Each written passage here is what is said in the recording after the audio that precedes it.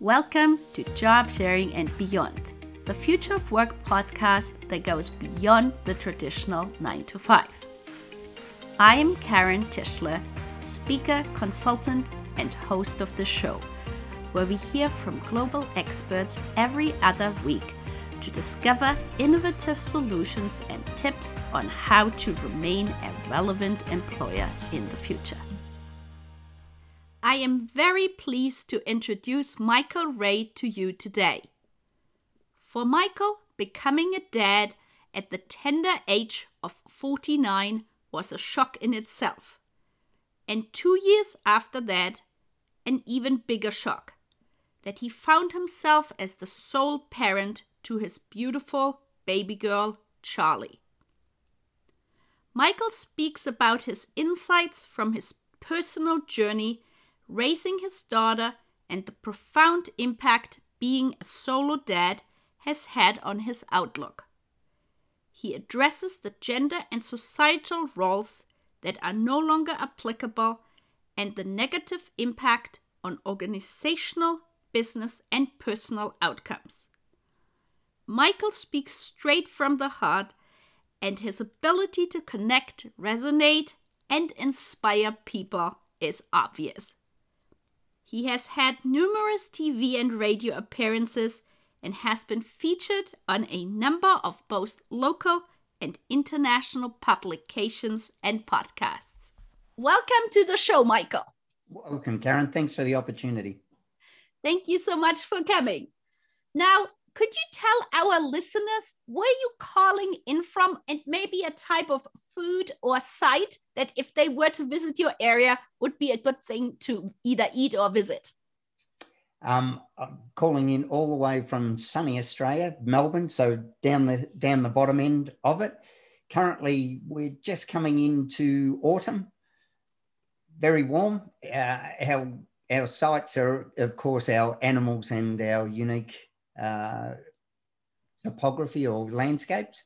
But as far as eat, we're a very multicultural society. So I don't think we've so much got a dish, but a meat pie is one of our things at the football. To have a meat pie at the footy, as we call it, is a big thing. But, you know, I'm a big fan of Italian food.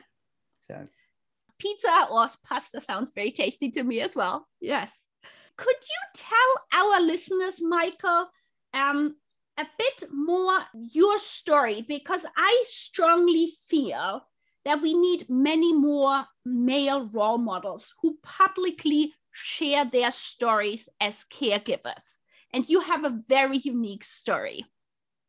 Yeah, I agree 100% with you there, Karen. At the moment, I'll just give you some quick figures. At the moment, 1 in 5 single-parent households in Australia are fathers. So whenever I do my talks, I put my hand up and say, is there anything unusual there? And they say, no. Is there anything uncommon there? And say, well, yes, the thumb. There's four fingers, but there's only one thumb. But for some reason, single parenting or stay-at-home dads is still seen as unusual or odd.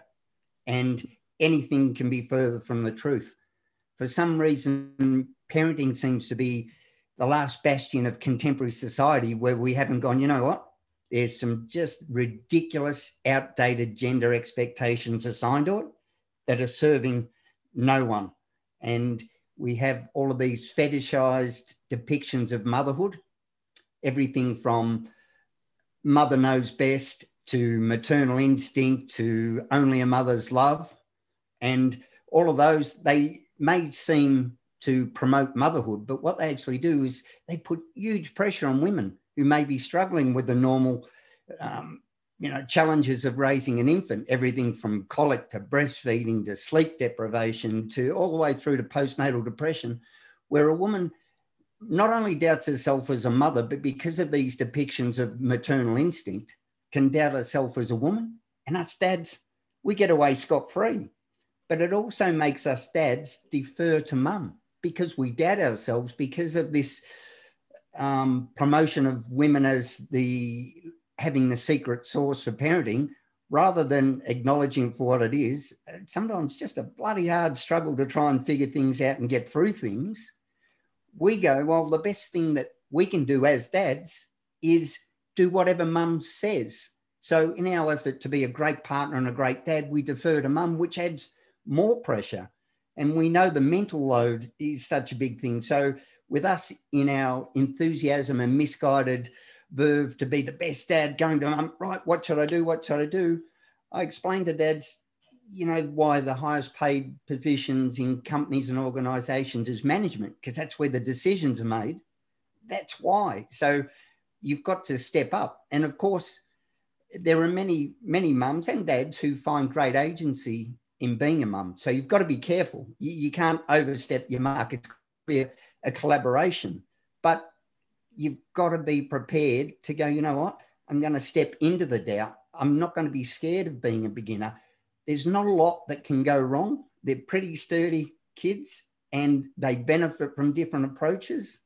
But too often it's, you know, oh, I'm scared, I'll step back. So what I'll do is I'll go and work and provide and do all of these extra things to fill my role, which locks mums into that. And right at the beginning, that sets the roles going forward, because we get home, we get the baby, we can't settle it. Mum, what should I do? How do I do this? It's not so much that mum has an instinct. It's just mum's had more time in the role. And I know with my mother, who raised 3 kids, 2 of them turned out good, and then there was me. She couldn't, you know, she wasn't as good with my daughter as what I was. And so it just shows that every kid's got a different temperament, but what would work with Charlie when she was an infant from 1 month to the next would change as she developed. So, you know, I would say to mum, okay, do this, this helps settle her and things like that. And then a month later, it wouldn't work. I'd have to, oh no, mum, now, you know, this changes. And that's what happens with dads and mums. So we need to not doubt ourselves. And that's why I step forward in the role I'm in, is to get dads to go, you know what, dads, it's the best. You know, it's a bit scary and it's a bit terrifying, and it's definitely, you know, exhausting sometimes, but the rewards when you actually sit back and just relax into it and go, this is all normal. This doubt, this vulnerability, everything like that, that we suffer, it's normal. Embrace it, because it goes away so quickly. I so agree with everything you say. And I feel sometimes it's advertising that still depicts, you know, a male caregiver as somebody who I'm always making this, like, you know, in the rain, forgets the jacket or something. Whereas in my mind, marketing and advertising could do such a positive help in shifting the stereotype by having more, men be seen as equal caregivers. And yeah, so I feel there is a lot that can be still done there. Yeah, we're often portrayed, we hit barriers and challenges from everything from media to workplaces to even mums with a little bit of maternal gatekeeping, where they feel that they're going to be judged if they aren't on top of everything and doing everything. And mums, we get this intensive mothering because they feel they've been led to believe, misguidedly in my opinion, that they can have it all. They can have the great career and do all the, you know, mothering and, parenting, and they burn out. And it's the same with dads. We feel like we're in that funny position at the moment where we're straddling the divide, trying to get over. We want to be more involved, and yet we're still expected by other men to, you know, prioritize our status and power and income and all of those silly things that are vapid and go away very quickly when something goes wrong, and still get home and care for our kids and be an involved father. Today, dads are more likely to be able to bake a cake than build a billy cart. And it's slowly changing. And the biggest thing I see is older dads who regret not being around now because they were locked into that rigid role. And that's what I say the importance of equality is. It's not to dismiss or diminish others' choices, because 1 in 3 mums are stay-at-home mums and happy to do it. So we don't want to diminish that. We don't want to throw that out with the bathwater. And we all find great satisfaction and meaning in our work, or some of us do, but it's about choice. That's what the equality debate is about, choice. And the pay gap is something that diminishes that choice, but we don't, in our rush to assign cause, we can't say that, well, men aren't interested in caregiving. Dads are worried if they're seen as not committed as the other men in the workforce to their career, that it will hurt the career, which will in turn hurt the family. So we put our heads down and we go, right, this is the best I can do. And in that misguided attempt at doing it, I cite lots of studies that show there's no correlation between income level in families and outcomes for educational, psychological, emotional, behavioural outcomes for kids. So if you were to sacrifice some of your income to prioritise more time with your kids, more involvement, more connection, your children would have a better outcome. So if you're under the misguided belief that, I need to provide all of this income for my kids at the expense of the connection, then no, it's not. And the same with mums. Mums need to realise that their kids will do better by some self-efficacy, being made to be competent and find their own way and not having everything done for them, and also having more involvement with the father. So mums need to feel relaxed and confident to be able to step back and go, you know what, I'm going to let all that marketing rubbish go. I'm not going to compare myself to my mum, who was a full-time stay-at-home mum who could do everything and, have dinner on the table for the family and cakes baked and all of the rest of it, because we're comparing ourselves to bygone times where everything was a lot different. So we need to find our own truth, and the equality debate is where we get it. I completely agree. Everybody, having a choice, and then whatever choice they make, feel confident that that's the right decision at the time. And now, just to take us a little bit of a step back, when I was doing my research about you, I've read that, you encountered a situation where it still was very much a very different understanding of what a mom versus a dad could do.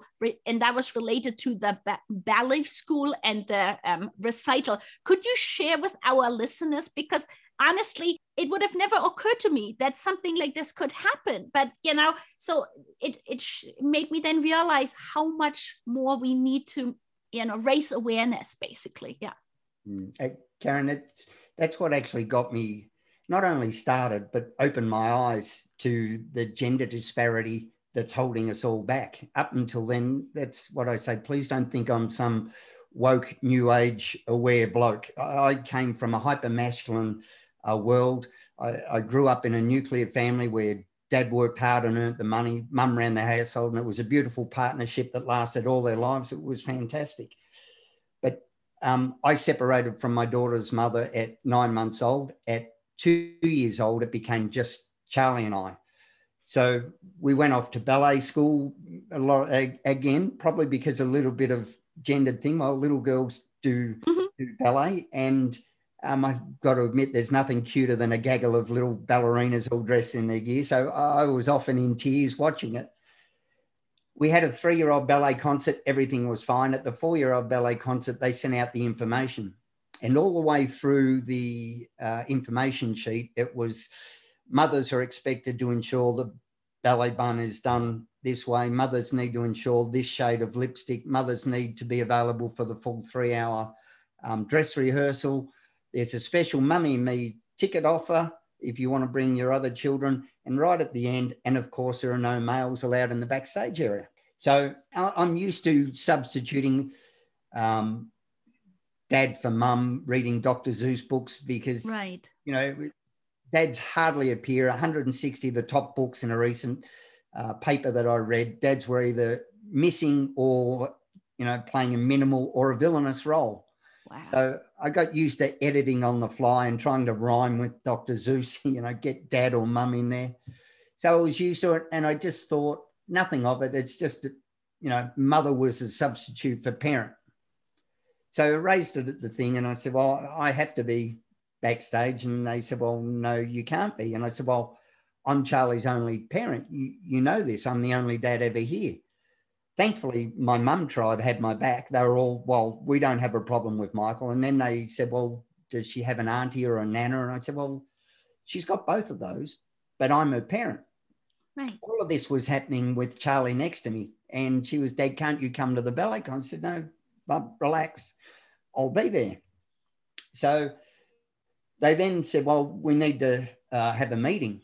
At that stage, Australia was just entering into our marriage equality debate. So we were going to eventually have two mums, two dads, you know, the nuclear family's a family despite the makeup. And this is the bastion of the contemporary arts, you know, meant to be liberal thinkers and knocked down by conservative values. So I went home and I thought about it, and seeing Charlie so upset and doubtful that I could be there, I just thought, you know what, we've got a lifetime of this. I need to stand up, not for me. And sadly, it was misinterpreted as a men's right or a father's right stand that I took. And it wasn't. It was just for my daughter not to be made feel different because of our family situation. Right. So I contacted the equal opportunity or our anti-discrimination thing, and they said, no, it's against the law. You can't because of your gender. It went nuts. One of the mums contacted a friend of hers who was a journalist, and within a day, we're all over the news, in the papers, and the overwhelming majority of people were in support of it. And they just, this is ridiculous and all the rest of it. And then from there, suddenly all of the other things in society popped up. We don't have change tables in male toilets. So we've actually gone through and retrofitted syringe disposals into all the male toilets. So the inference could be drawn that it's more likely for a male to be a diabetic or a drug user than a father, or that it's mums that are only changing nappies. We've been challenged going into parents' rooms to change my daughter. And all the way through to, you know, when my daughter was 5 or 6, she could use the toilet on her own because of my age and my bladder. I would have to go to the toilet a lot, so I couldn't leave her standing outside the male toilets. So we were often challenged with, she's old enough to come in here on her own. What are you doing here? And I have to use the toilet, but I can't leave her standing in the hallway outside the male toilets. And, you know, I shouldn't be expected to. So then all of that popped up. Our first point of contact here in Victoria for first-time parents, it's called the Maternal and Child Health Centre. And I've never been made to feel more like a third wheel at these appointments. Yeah. And with as many as 1 in 7 dads suffering postnatal depression or, you know, perinatal depression, because it's a huge change in life. It's such a huge missed opportunity to screen dads, but also if you've got a less than optimal dad who's not included and not prioritised, but treated as an equal, guess who wears the brunt of it? Guess where all the expectations go? Onto mums. So we just, you know, all of these little language things matter, and they matter greatly. You know, I talked with John Adams before, and he shared also some of the language that he encountered when he was a stay-at-home dad. And it's like, I think it is so important to share this more, to make people aware of it, because to be honest, I was not really aware that so many of the clubs and classes are focused always mommy and me, right? And so from a stereotype change of people's perspectives, or, you know, that's just so critical to talk about its parents and caregivers. Yeah. Yeah, it's very intimidating for a big bloke like me, yeah, to go, right, well, I want my daughter to be around other kids. So at 2 years old, trying to find a play group, I was always, I don't think we ever found a play group because they were all mums and bubs play groups or mothers and babies play groups. And I was aware that my presence might make some feel comfortable, especially with, you know, the high rate of domestic violence and all of the rest of it. And I know a lot of my perception was fueled by my insecurity. But that's why I say to people, when it comes to diversity and inclusion, we've forgotten about the largest group. We've been not included in all of the talk about diversity and inclusion. And a lot of dads I talk to feel anxious and threatened because they're not being included in these talks about diversity. So I would go in and, it's really opened my eyes as far as minorities going. And it's not just a matter of going, well, we've got a lot of minorities here. That may be diversity, but it's not inclusion until you drag them in. And that's why I say to people, what we think goes without saying a lot of the times actually needs to be said, because these people are the ones feeling that they may not be included. They're the ones, even though you go, no, of course, I thought they were just quiet. No, we need to actively reach out and foster that inclusion. It's not for them to step forward. It's for us to drag them in. Right. I really appreciate that, Michael. And, Josh Leffs, he always talks about that it's for women, they are only able to have equal opportunities at work until men are given equal opportunities doing caregiving. And I can completely see that, because otherwise, if it's always like hammering on women, how can you change the perception of the caregiver model if you don't make people aware that there are male role models for whether that is flexible work, whether that is doing unpaid care work? There is so much in my mind that can still, or needs to be done and isn't being done. And so every time I meet a role model like you, I'm just so appreciative that you have the courage to step out of, the maybe typical, perception of what people think and say, no, this is what it is. And this is how I sometimes suffer because I'm misunderstood, or the situation with the ballet school. So thank you. Yeah, you're welcome, Karen. One of the biggest things that I encounter that I have problems understanding, and as I say to my daughter, Bub, you've got to understand them. If it doesn't matter who it is, you've got to realize their beliefs are a result of their experiences, their upbringing, and they're just as valid as yours. And a lot of times, if you seek to understand them, even though you mightn't agree with it, you find common ground and you go, you know what? If I was you, I would believe that too. So it takes away that conflict. So asking someone to understand your perspective before you've taken the time to understand theirs, it's just yelling into the void a lot of the times. And as far as the equality and the equality debate goes, a lot of it feels good, and there's a lot of finger pointing and criticism. But if it was a brand, their messaging and their communications, it's just not working because we're not advancing at any great rate. And one of the biggest things is I've been told, and I get trolled from both sides. I get abused from men who think I'm not a real man and that I'm somehow doing this to garner favour or acceptance by women. And the worst one we get from women is, you wouldn't understand what it's like to be a mother, because we carry them, we nurture them, we do these things. And that's why I say to them, I understand 100% and agree. I could never understand what it's like to be a mother. And I presume it would be amazing, like such an amazing and tiring and just all round unbelievable thing to carry that baby and then to bring it into the world. And I could never understand that, but I definitely appreciate it. But yet these same mothers seem to be able to speak with great clarity and confidence as to what the experience of being a father is like. And that's what I'd say to them. And not only, you're not just diminishing my love or downgrading it to some sort of, must be like having a pet.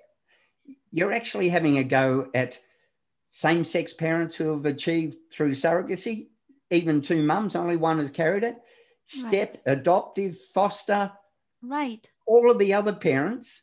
And you're also, having a go at their children somehow that they haven't received that love. Like I've seen some people go through such incredible heartache and tribulation, trials and tribulation to become adoptive parents, and to have people saying, well, you didn't carry them. You couldn't possibly know what it's like. Your love isn't as good. And that's why I say this is something that has actually been used to limit women from the patriarchy, this whole belief that, oh no, mothers, we just know it. That, to me, it's almost right back to the biblical times of Adam and Eve, where she was blamed for, tempting Adam. This is what was instilled. And, you're singing hymn 101 from the patriarchal hymn book until you realize, what? It's a hard learned skill that takes dedication and commitment to be a parent. Some of us are great parents because of our parents. Some of us are great parents despite our parents, but all of us have taken the commitment to do a hard job. And, I often hear about the sacrifices we make as parents for our kids. I hate that term. It drives me mad. Sacrifice to me is giving when you give something of great value for something of lesser value. I prefer to call it we trade off as parents. And there is nothing that parenting that I've traded before I was a parent to be a parent that I wouldn't trade again and again and again. Like I could be the Warren Buffett of parenting trade-offs. I would be a billionaire. Every aspect of my life, except for my sleep, has been improved by my daughter. So no sacrifice there, but I'm extremely lucky to be blessed with an easy child as well. Now, you were talking about one aspect from a stereotypical point of view, and I talked with Rob Sturrock last year, and he was mentioning that there was a huge debate about parental leave in Australia because it was still very much focused more on maternal leave rather than like parental leave as a neutral term. And I was wondering, has something changed in the last half a year in Australia with respect to that? No, sadly, Karen, and Rob is an absolute legend. He's got a brilliant book, if you haven't read it yet, called Man Raises Boy. Yeah, he's a great man. Sadly, there's a lot of debate going around. As far as our government policy goes, nothing has really changed. A lot of organisations, only 50% currently of the top organisations offer a shared parental leave. But at the moment in Australia, partner pay, we've got one of the worst ones in the OECD. We're right down the bottom. Yeah. And dads are entitled to, or partners are entitled to 2 weeks at minimum pay, which is $719 before tax a fortnight. And wow. That's where the rock begins. That's where, because mum has to recover from the surgery. So of course, 2 weeks, can she get back to work? Does she want to get back to work? And we have this ridiculous just primary and secondary caregiver classification. Mm. That if we just got rid of that so that we could go, here's the problem I have with it. As a solo parent, I'm considered primary caregiver, whether I'm at work or at home. Mm-hmm. If I was partnered, I would be a secondary caregiver unless I was at work. The classification of primary and secondary caregiver, it has the potential, it's culturally harmful because it has the potential to damage not only the relationship, or diminish at least the relationship between fathers and children, but also between mothers and employers. Right. So that's where we have the problem, whereas we got rid of it and we were just parents, and workplaces had to make the same allowance for entitlements to parental leave and split it evenly. I think France has just mandated a 1 week mandatory dad leave or partner leave, and they've doubled it to 4 weeks. That would get rid of so much of the assumptions. But once those roles are set, once we're, coming home and second guessing ourselves, and, that connection with our kids is vital. And we just, that's why I said 7 out of every 9 suicides in Australia are men. So, the countries with more gender neutral societies have less mental health for men. It improves the outcomes so much more. But, it's just that equality. We should be able to not be assigned to things based on outdated gender expectations, and it all starts off with that belief that mothers are somehow inherently more gifted or more suited to it, which is as bad as saying men are better suited to leave. That's the flip side of the same. Right. And we know that's just simply not true. Yeah. And, as you are talking about that, so could you maybe share what kind of skills you feel you have learned while taking care of Charlie? Because I feel one of the things that is still very much not recognized is that there are transferable business skills that can be learned from caregiving, whether that is looking after a child or an elderly relative. And in my mind, that is also often if there is a stay-at-home parent and they come back after a long period of absence, that it's perceived it's a career gap or they were on quote unquote vacation. Instead, there are so many practical skills that were learned. So I just love you to just share a few where you say, because I loved your quote, every day is a learning curve, as is fatherhood. Yeah. Karen, I was an elite level strength and conditioning coach working with professional teams and professional adults.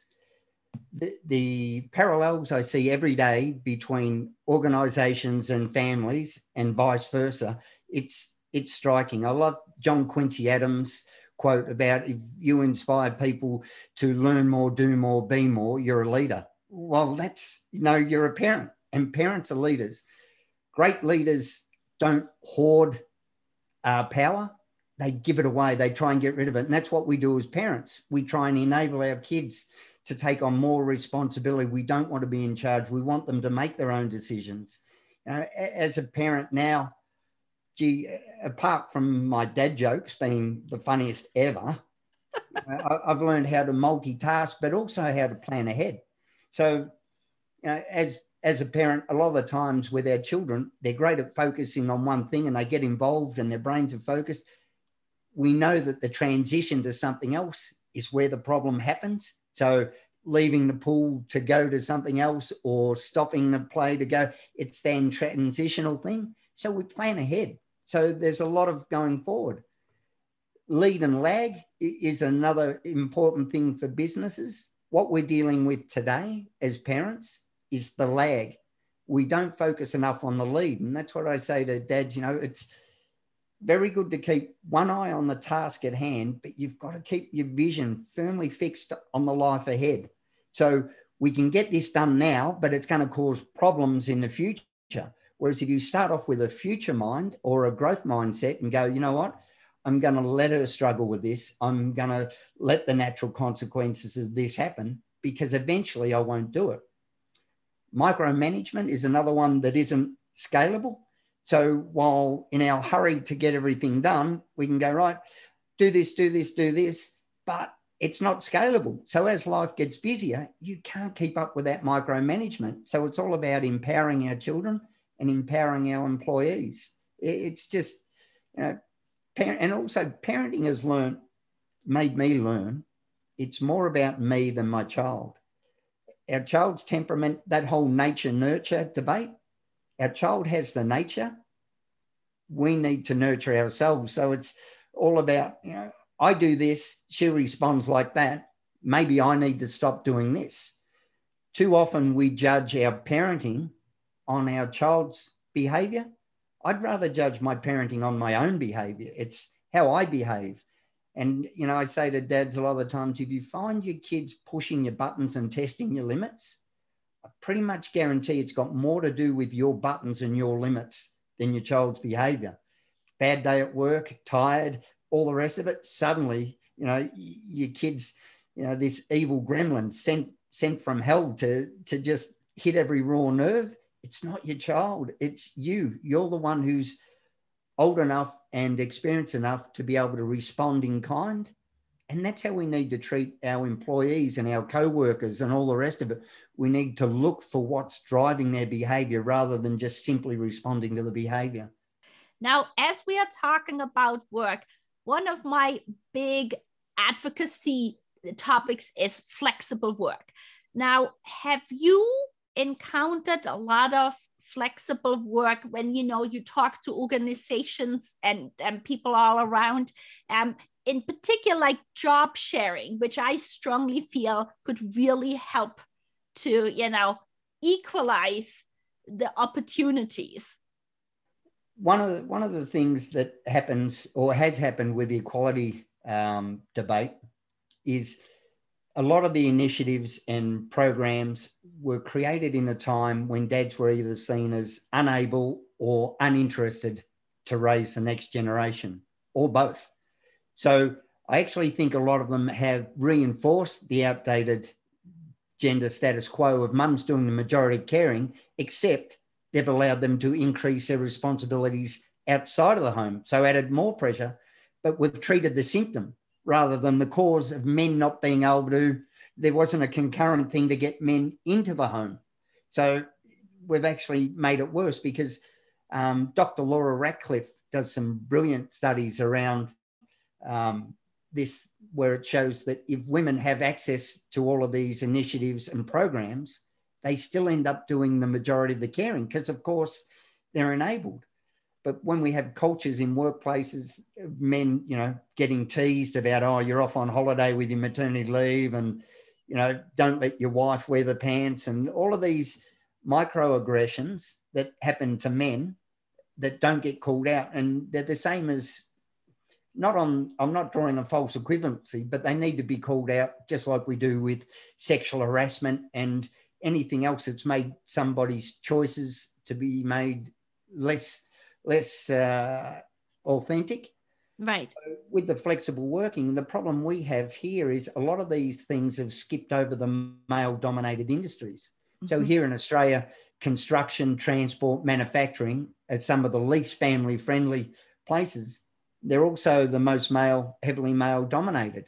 Yeah. So a lot of them don't lend themselves to the flexible working until we think outside of the box. And if the government wanted to incentivize it and say, you know what, we're somehow going to make some tax break or allowance if you can have a certain percentage of your workforce, job share, flexible, things like that. And if we put quotas on men, because we've got quotas on women coming up into management, we need quotas on men stepping into caring so that they can go, great, you've got 30% of your workforce now job sharing and they're blokes. Here's a payroll tax deduction. Here's an incentive. And then we need to promote those. I did a talk with a national company in panel beating, and we actually got job sharing, not so much individual job sharing, but we had one shift come in from 6 till 2 so they could do the afternoon stuff at home. And we had another one that came in from 9 till 6. So the spray painters would come in late. The body preparation guys would come in early. It meant the customers could drop their cars off a lot longer than what they would when they're all coming in at 8 o'clock in the morning and finishing at 4 o'clock in the afternoon. And they loved it. And their employment engagement scores went through the roof. And they swap it around now. They do 1 month of this. So now we've got these men, 1 month they're doing the school drop off in the morning, the other one they're doing the pickup in the afternoon, and they love it. And that's why I say, constraints of, the environment that innovation thrives in. And for too long, we've just gone, that's the way it is. Let's not examine it. We've walked into a system that simply doesn't support optimal parenting. And our children are paying the price for it. And then our society's paying the price for it with children suffering anxiety and bullying and all of these things that can come from, not a great secure attachment, but we're all doing our best as parents. Well, thank you for sharing this awesome example. Now, I have to ask you, you talk about leave loud and leave proud. Can you share what do you mean by that? Too many dads, it was paper I read where it said that the majority of dads surveyed admitted to sneaking off when they had to attend to family or caring responsibilities rather than admit it and sneak back in. So leaving the jacket on the back of the chair, disappearing for an hour while they had to do the school run and drop back off at after school care for the children. And that's why I say to dads, don't do it. Leave loud and leave proud, because it matters. And the frightening thing is a lot of the upper level and the middle level management guys do it because they don't want to be seen, again, as less committed to the careers or having something that may hinder their focus on the careers. So they sneak out, sneak back. And that's why I say to them, you know what? Simon Sinek's why our careers, our children aren't an interruption to our careers. The reason our careers are so important is because of our children, to be able to provide for them, why we need security, but why we need to be assisted in fostering a great family life. So dads, stop doing it. Put your hand up. For too long, so I'd say it's easier now. Sorry, who was it? Pope John Paul said it's easier for fathers to have children than it is for children to have fathers. And it just shouldn't be like that. I'm so appreciative you can be here and, share your experience. Now, I'm super excited. You have an upcoming book that's called Who Knew? And it's coming soon. So could you tell our listeners a little bit more about why you decided to write the book, and also maybe some little teasers of what it entails? The thought of me reading a book when I haven't read that many, writing a book when I haven't read that many was a bit of a shock, but it's basically just a walkthrough of how I got to where I am, some of the experiences and some of the realizations with a few studies along the way. But it's mainly about showing dads and mums about just that reframing of masculinity. We dads, we are providers and we are disciplinarians, but to discipline means to teach. The true meaning of discipline is teaching. So we teach our children. We provide safety and connection and moral guidance and the example for our children. We can't do it if we're not there. We just need to reframe it. We guys are very good at following rules, what it means to be a man, and step outside of that. I don't want to admit that I'm vulnerable or I'm struggling or stuff like that. And that's why I say, Karen, put your hand up and be brave enough to show me that you're struggling. And I think it's the most courageous thing you can do as a man, to throw off that judgment and to go, you know what, I don't care. To me, a stigma or a stereotype, if your behavior isn't grounded in your values and character and what's right for your family, and is instead focused on what's stereotypical or expected, you don't have a problem with your masculinity. You've got a problem with your internal sat nav. It's just your character that matters. So the book's a lot of things around that. It's a lot of the, mistakes I've made as a dad and a lot of the realizations. And that's why I'd say it's who knew. If I had my daughter at 49 years old, and just no one would have seen me in this role back in my youth. So now, Michael, is there anything that we haven't addressed or talked about in our conversation today that you would like to leave with our listeners? No, I think we've got it all, Karen, apart from I'm a really nice man. Do we say that? And look out for the book, Who Knew?